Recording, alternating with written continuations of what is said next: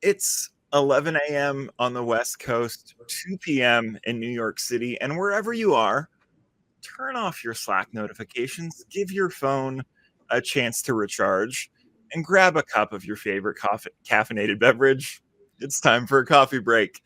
I'm Alex Jonathan Brown, Senior Content Strategist here at Iron Horse, and today we're focusing on how to make sure the math of your marketing campaigns is really mathing and how you can identify and improve the areas where it isn't.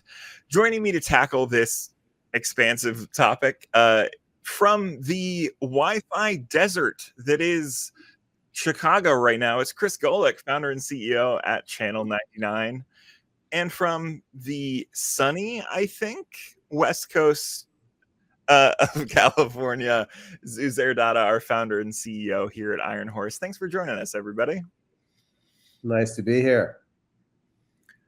So we got, well, hi, Uzair. We're going to the first question. We've got a lot of ground to cover today, but while Chris gets back online, to do a little table setting, marketers in general and performance marketers specifically are under a lot of pressure to do everything better and faster and cheaper, kind of always.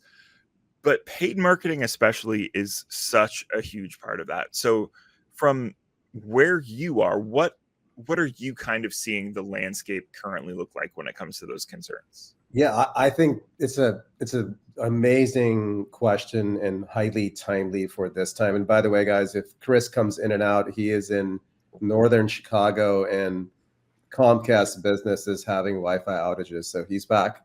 And so kind of just because that may be the latency. But to me, every marketing leader and performance marketing and demand gen leader I talk to is feeling a tremendous amount of pressure in a company to outperform and do more with less or do more with same. There is a kind of a heightened focus on paid media doesn't always produce.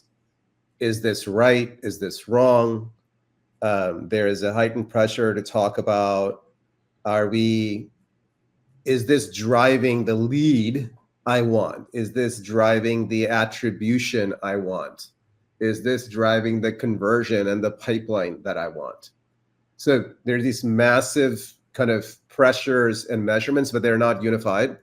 The measurements and expectations in different parts of the organization are different, not just between marketing and sales, but within marketing and within sales, and then the leadership team.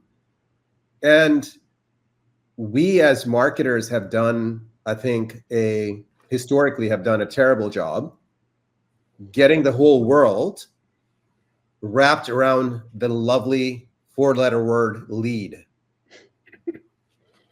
right? There are other 4-letter words that should be associated with that term, but that 4-letter word has become a bane of people's existence, all the way from the boardroom, where everyone's like, why didn't we meet our lead goals? Why didn't this happen? And no one's really sort of questioned is that right? Does that still work in today's day and age, right? And I think that's a big part of the conversation today. And Chris and I talk about this a lot. And, he started 2 companies trying to solve this problem. So, Chris, what are your thoughts? Yeah, well, not to go back too far in time, but the reason I started Demandbase back in 2006, because I was a frustrated marketer, right? I was forced to email a bunch of people that would never buy my product. I was forced to advertise to so many people that would never buy my product. It needed to be fixed. And so Demandbase, was focused on how do we help people market better? But, ABM is just one approach. And fast forward to today, B2B marketers are still frustrated because a lot of their investments go toward marketing to companies that are not in their addressable market. And a lot of the measurements are really hard because they're relying on each vendor's KPIs, and it's hard to make comparisons. And B2B marketing's tough, right? Because most companies are only targeting 3-4% of the businesses out there. And most of the tools that they use are still heavily consumer oriented. So there is just, the good news is there's tons of opportunity for improvement. You just got to be really smart about how you go about it. So, I think, Alex, one of the key areas that I feel that starts with kind of struggles of performance in the performance media part is our lack of emphasis on being audience obsessed and understanding the audiences. Right? So I want to target the CISO. My target account list is Fortune 2000 companies. Guess what?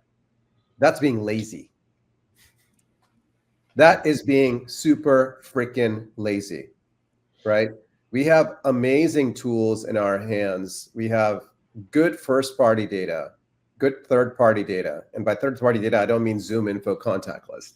We have intent data that exists that we can layer in to say, is this the right target list? And even if it's Fortune 2000, we all already know if you're a SaaS company, for example, and say you have an average customer lifecycle is 4 years, at any point in time, you have like 25% of your TAM in market. And in any quarter, you have maybe 6 or 7% who are showing intent. So why am I spending all this time across all of them in the same way? Right? And not just marketing dollars and marketing effort, but sales efforts, which are crazy expensive.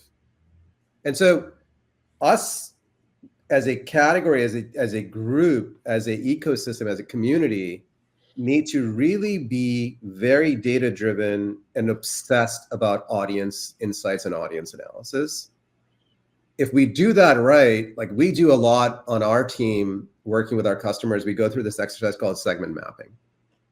And that's really just about saying, let's stick what you have and see what you all are saying. And then you see this scattergram of everyone's all over. And then we literally go through whether it's right or wrong, what's my P1, P2, P3 alignment? I can't do everything to everyone. And then, you know what? That takes the emotion out. Everyone is now saying, okay, what you sent me is actually right. The number of times we've had customers where they've given us a target account list, and then we've sent that lead from the right ICP and persona to their teams.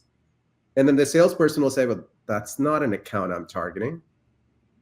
And I pull up and saying, here's an email from you with the target account list that this domain is on. And they're like, oh, I didn't know that. Right? We do motions. We don't look at what we are doing. We never think about it. We never validate it. So I think back to, let's stop being lazy and do the effort, do the work. We have the tools. It's not hard. We have the discipline. It's not hard. We just are not going through those motions. So I think data-driven audience research, looking at your first-party and third-party data, driving that to alignment, and then most importantly, testing it and validating it to ensure what we are thinking about is actually working or not is super important. And Chris and the team at Channel 99 are doing some cool stuff around that. But to me, I think that's the fundamental problem of, if I don't know where I'm pointing and shooting, then I'm going to spray and pray. Yeah. Yeah. You know, it's funny, like on the point of audience, it's so important because a lot of times people will select multiple vendors going after the specific audience. And if the results don't work out, they think, oh, the vendor doesn't really. Yes. And they never really peel back and understand why. And a lot of times the why is part of the audience just isn't appropriate for the vendor. And I'll just use an example. We had a customer here at Channel 99 that was using an ABM company to target nonprofits, large to small. And the reality was, so the results came back very poor because most of the companies were really small nonprofits that the ABM company had a difficult time reaching. And so the outcome, though, was we split it into two audiences and used the smaller companies. We used Facebook ads, which worked really well. And then we used the ABM company for the larger organizations, and that worked really well. So the outcome was really way better performance just by dissecting the audience and figuring out what's the appropriate vendors and channels for this segment. I think that's such an important point too, because a lot of times when we talk about, whether it's narrowing our audiences or changing the way that we're focusing, a lot of people have that instant reaction of like, well, there is money there, and I don't want to let that money go. And it's not just saying, oh, we're never thinking about these people again. It's saying we're changing the way we think about both of these groups, and we're just going to do them both smarter. And like, so in your example, Chris, they didn't say we're never talking to small nonprofits again. It's just, how do we more efficiently speak to both of these audiences in the ways they're going to work for them? So I was really glad that you brought that up. Is there anything else before I kind of roll into the next stuff? Yeah, I mean, the other thing along those lines is like, we have our appetites and our desire is always larger than what we have resources for, both people, content, which is important, and budget. So we want to go eat all 3 meals at a Michelin star restaurant, but we can barely afford McDonald's. Right. It's true. It's reality. So how do you balance that out? Right. I think so. Again, back to reality. That doesn't mean you can't do well with a smaller budget. In fact, you should start with a smaller budget before you scale up, because otherwise you're just wasting a lot. And there's a lot of tools, and the next set of conversations are all around transparency and paid media. But I think that's an important part. So I think the audience part is amazing. It's sort of just being grounded in reality about what's there. Back to, I'm going to rant on us marketers doing a bad job today. We always blame technology. That's the easiest thing to do. Easiest. It's our savior and it's our fault. Right? When something doesn't go right, we throw one technology and we bring in almost the exact same competitor of it that just looks slightly different. That's going to magically save the world. Right? I want to use 6 cents over demand base, or demand base over 6 cents. Really? Really? Is that going to change the world for you? Right? Of course, Chris is going to say yes, being the founder of Demand Base. But already has. Yeah, exactly. But at the end of the day, sort of, come on, guys. Like, use the technology you have, invest in it. There, of course, will be times where it doesn't work, but I think we are so quick to judge and throw out rather than investing in ensuring that the adoption happens, the maturation happens, for us to see the real data. And I think, again, back to some of the stuff that Chris is talking about, and that Chris and those guys are looking at, helps in that. Yeah, I don't need to have the same tennis racket that Roger Federer has. I need to lose 15 pounds and get better at tennis. Yeah. Like the racket's not the problem, right? But you bring up a good transition. If we're looking at, let's say we're using multiple different products, we're in multiple different platforms. One of the things that gets so tricky, even when we look at things like what's going to be our source of truth for how many hits our website gets, like we're getting different numbers from different websites, right? How do we effectively, as we search for this efficiency, how do we make comparisons that make sense for everybody between everything that we've got going on to really see where those efficiencies can be better, or to see what's really working well for us? I think, Chris, you should start. Yeah. Well, I mean, I'd start with saying there's an incredible amount of vendor bias in reporting. It's just, that's the way it is. So you have to really step back and say, what are the right KPIs? And we can dive into that. But I often find, and I'm sure you guys see this all day long, where somebody will go with let's just call it an ad product with a really low CPM and think that they can make it up in volume. What the reality is, if they're not really looking at the efficiency of reaching the right audience, you might be spending a lot more, even though you think you're spending less on a CPM basis. And until you have that transparency, you're really flying blind. And we just see so much opportunity across all these different vendors and channels. So what do you, maybe this is a good topic. What are the metrics that you should be looking at? So I agree. To me, the CPM, CPL, cost per million impression, cost per lead, cost per demo, cost per meeting. To me, all of those are garbage metrics, right? Because that's still just the first step. Yeah, I usually, and we worked with, various agencies and, people that I've worked with over the years, and we kind of set out 5 or 6, and it's kind of, from very simple to more driven business outcomes. And when I say very simple, just like the target audience, your global 2000 or whatever is, how well is this vendor channel reaching them? Number 1. 2, how well and efficient are, in the case of media, are my impressions being used to that audience? Are 50% hitting them, or is it 4%? And believe me, we've seen 2% to 80%. So there's a huge range. And then the next level is that platform contextually relevant where it's driving engagement from these companies? So am I getting visits and engagement to my properties or my sales team? So that's kind of step 3. And that could translate into dollar per visits and leads and things like that. But more important, am I driving the business outcomes that's important to the sales team, to finance? And that's influencing pipeline. What percentage of deals does this impact in my business? And ultimately, this rolls into bookings and revenue, of course. But you got to look at all these things and do it consistently on an apples to apples basis. Otherwise, if you're just relying on various KPIs, whether it's, Demandbase's lift metric to LinkedIn's metrics, it's really hard to make comparisons unless you have everything on a level playing field. I know you're going to show a couple of the stats from what you guys have captured, but spot on. I think I sort of break it into my platform metrics. I'm looking inside Facebook, I'm looking inside LinkedIn, I'm looking inside Demandbase or 6sense or whatever I'm looking into. That are my platform metrics to make sure operationally I'm doing what I'm supposed to. Great, check. Then it's the second level of metrics, which you just defined. Transparently, important point, transparently.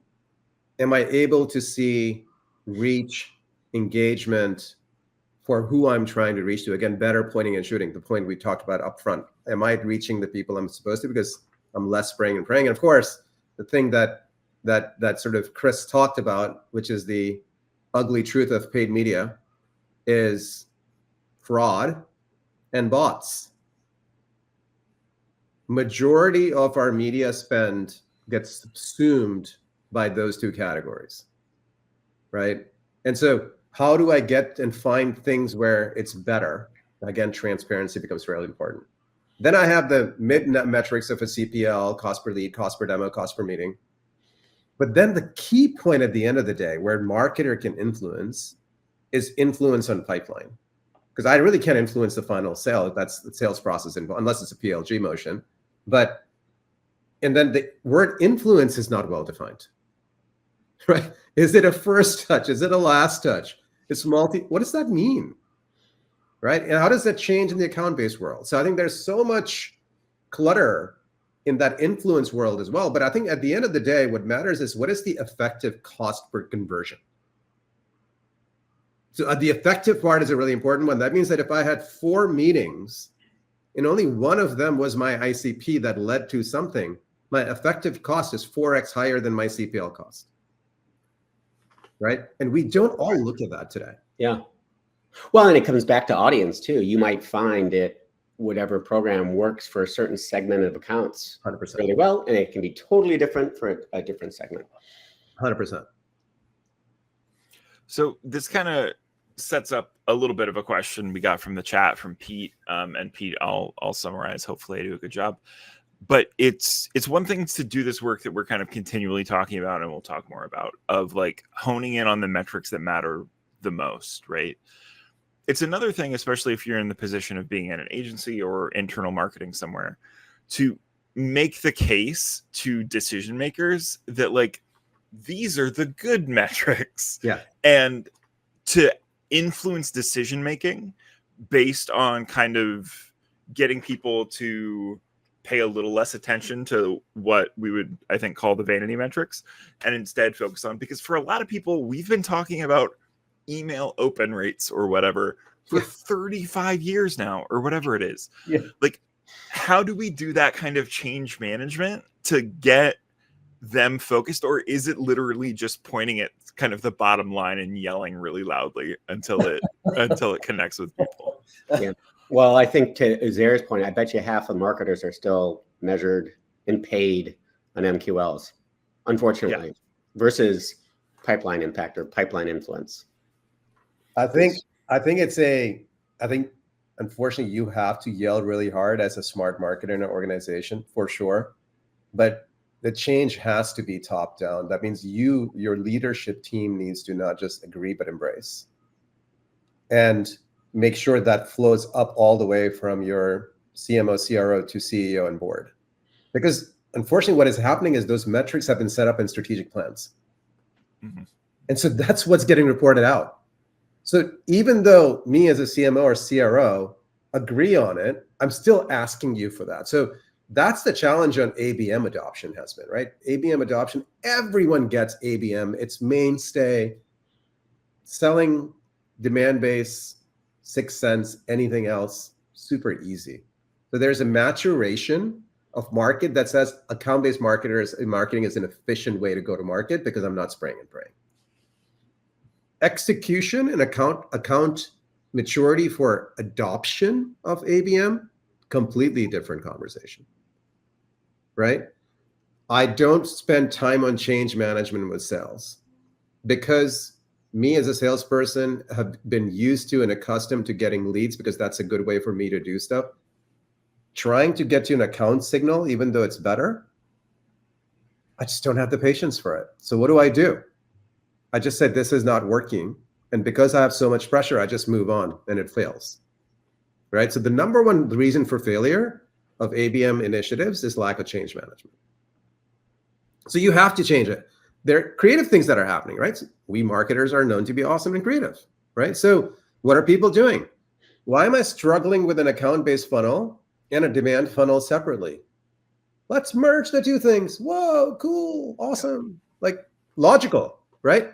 Let's not be academic that an MQA or 6QA is better than an MQL and SQL. No, make it the same. So I get used to seeing an MQL, SQL as part of my MQA, 6QA funnel.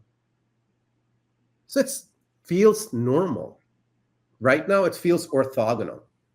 So part of it is we need to be creative to enable that to happen. But it will take brave marketers to be screaming for that change to happen. It won't just happen organically. Even though you sit here and say, in today's day and age, seriously, I'm talking about attribution of a demand-based ad or a stack adapt ad to driving a, come on, what are we doing, guys? Yeah, it's not predictive. Yeah, it's not.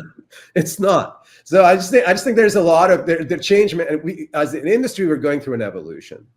Alex, I think we should sort of, in the time we have, I think we should talk about, since paid media is such a big part of what all of us marketers do. And Chris and team have done some pretty awesome, interesting benchmarking around the efficacy of how to look at it. And the reason we both are passionate about efficiency.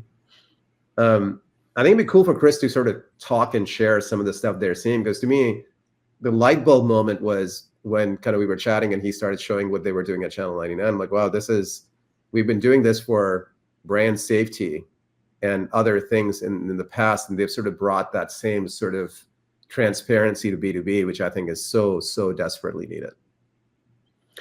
Yeah, I guess I would start. Thanks, Sarah. One thing that I felt was important for us to solve for at Channel 99 was this notion of all the view-through activity that happens from ads, from content syndication, from organic social. And so we developed a technology to really bring more science to lift and view through. And one of the things we're seeing is, yes, you're going to measure the clicks and visits by UTM parameters, but guess what? You're probably getting 7 or 8 times the amount of engagement and visits without even knowing it. And it's all sitting in that bucket everybody calls direct, which typically makes up 70% of your traffic. And to me, you don't have an attribution engine if you're ignoring the largest signal on your website. And so this notion of view through, I think, will totally change how people look at and measure marketing. So that's one piece. The other piece, if we want to just kind of flash up the benchmarking that we did, this was kind of early on with customers, and we looked at 5 or 6 KPIs, and we looked at what does high performance look like and what does low performance look like. And I don't know if you have that. The previous slide, actually. Yeah, there you go. And so these are kind of the metrics that I described earlier, like how efficient are my impressions reaching the audience, and what's my actual cost per CPM for reaching that audience. So take out all the waste. And then the ability to reach the companies, engage, and impact pipeline. And so I don't want to really dive into any individual numbers other than to say, look at the range that we see out there. And, I just highlight too, some of this low performance, it's not picking on any one vendor. It's really an audience to vendor kind of match. And I would say the kind of a lower line is, people trying to use consumer technologies for broad B2B. And the upper line is typically like, the LinkedIns, the ABM companies, and even, Microsoft has done some great work around, business audiences and giving more functionality around that. So this was kind of the variation that we saw, but then customers said, okay, so what? Like, what do I do? How do I fix it? And so we started kind of productizing some of this stuff to make it more relevant for the customer. So the next slide is an example of, taking those same metrics kind of left to right across the top, reach, engagement, dollar per visit, pipeline impact.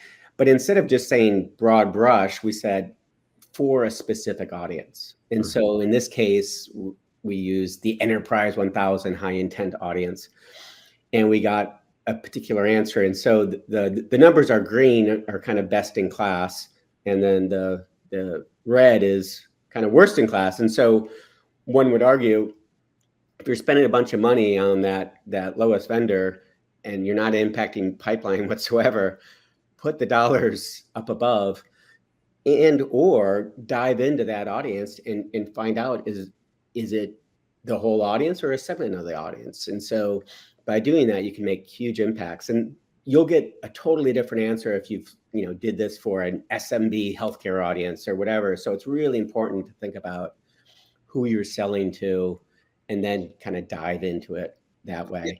Yeah, and I think I hope you guys start and ignite a trend of being measured and as a result paying based on transparency for organizations, right? We did that on the Moat and IAS side in the world of brand safety, where we said, okay, if my impression is not to who I want to go to, and it's not brand safe, I'm not going to pay you for it. It doesn't exist today. I mean, some of the stuff you were showing me about like bot traffic versus not, I'm like, my God, that's scary. Like, and you talk to the vendors, and vendors will tell you, oh yeah, we're not charging you for that. How do I know that? Yeah. Right. So there's just so much opacity in the paid media landscape, especially when it comes to a lot of sort of broad scale paid media. And so I think, having something like this is super important. One thing I think is what you were doing too is don't over index on a specific metric by a channel, because sometimes you do need a waterfall strategy for everything to work. So if you take one thing out, it may falter your results. So as in, you don't have brand awareness programmatic because LinkedIn is performing so well, and you've turned off your programmatic to sort of drive awareness that warms up the audience, your downstream metrics may falter. So I think one of the challenges we have in this back to the efficient marketing category is they're like, well, this ain't working. This is performing so much better. Turn it off. It's not that black and white. It's a balancing act. Well, and what's fascinating is this is a static snapshot. So think of change of spend to Yes. change of business outcome. Yeah. And that's a messy spreadsheet, but if you layer AI on top of it, it then starts learning. And so instead of trying to figure all this out, you'll be able to ask the questions of, hey, how do I improve my LinkedIn campaign? Yeah. And have it give you guidance. Yeah. Really, really cool stuff coming down the road. It's awesome. We're coming up on time. We do have one more question from chat, and I'll be interested in the answer as well. But as we're kind of looking at these numbers, and this is maybe for Chris especially, like, do you have kind of standardized benchmarks for like, this is what we would kind of classify as low performance, and this is our mid-grade, and this is really where we like to see things above? Obviously, there are a lot of vectors that can kind of like go against, right? And you can look at that from a lot of different ways, but is there a ballpark for kind of what where you kind of set those marks, or is it really just super dependent on audience, industry, company, etc.? You know, it's a great question. And I would say initially, you know, our benchmarks are like industry averages, which is okay, but not good enough, right? Because the next level is, what should it be based on who I'm trying to sell to? And then there's another cut of it, who I'm trying to sell to, and I'm a small company with this ASP product. So as we get to more scale with hundreds and thousands of customers, that becomes possible. And it also helps inform investment decisions, right? And because the AI can learn from that as well on making recommendations on where to shift dollars and understand what's possible. Like if customers are assuming or planning that they're going to be best in class at a certain thing when they never have been average, like you shouldn't plan for that, right? You know, your CFO will kill you.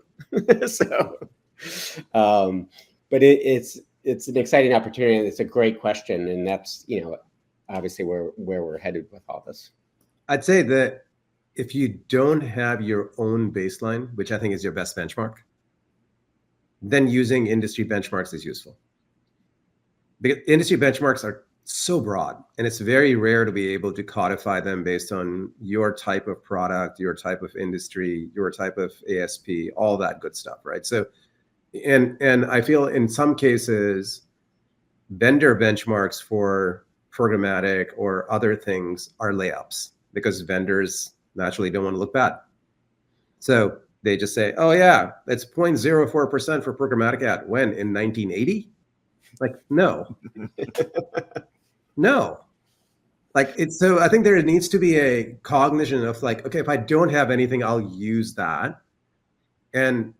But our goal, as we sort of talk internally at our team, our goal is to get better today than we were yesterday. If we just sort of have that continuous improvement mentality of what can we do, and with the tools we have in Mutinies and in Telemize and Optimizes of the world for personalization, in Demandbase and 6 Senses of the world, and on sort of ABM side, now with things like these guys are doing and Channel 99 from a transparency perspective, we really have amazing tools to be able to do what we've been hoping to do. Yeah, it's make them all better, not just one. Exactly, and they're interconnected, right? So I'd say, unfortunately, to Pete's, you know, dismay, there is no magical answer, but I'd say make sure you have your baseline and you're sort of improving against best practices around those things. And the other thing that's good is, because of the competition, the tools and across the board, these categories are becoming more affordable, approachable, accessible. So what used to be only available for people with massive budgets is now accessible. I mean, personalization platforms, if you're doing paid media and you're not using a personalization platform, shame on you. Like, you're just wasting away. So again, I think it's fascinating where we are, Alex. I know we're out of time, but, you know, passion.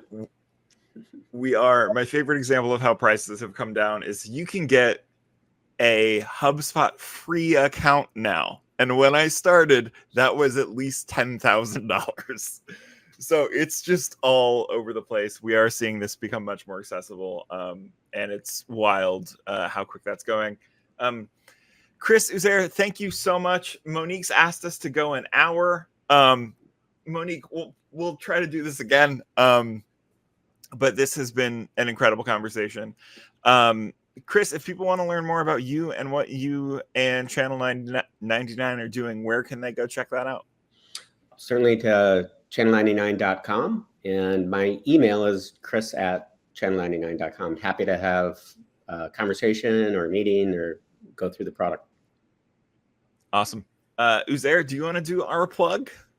Happy to. Hey, we love working with awesome companies that are passionate about growth and awesome marketers that want to do more. And our focus is looking for interesting, cool solutions that can help make it better. So we are geeks at heart. We're nerds at heart. We're labbing it up every day internally and working with cool companies like Channel 99.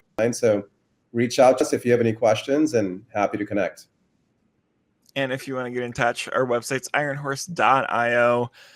We also do this once a month. I'm usually on. I host. We have amazing smart guests like these two. But we ran a little over time, which means break's over. Let's get back to work. See you next time, everybody. Bye. Thank you.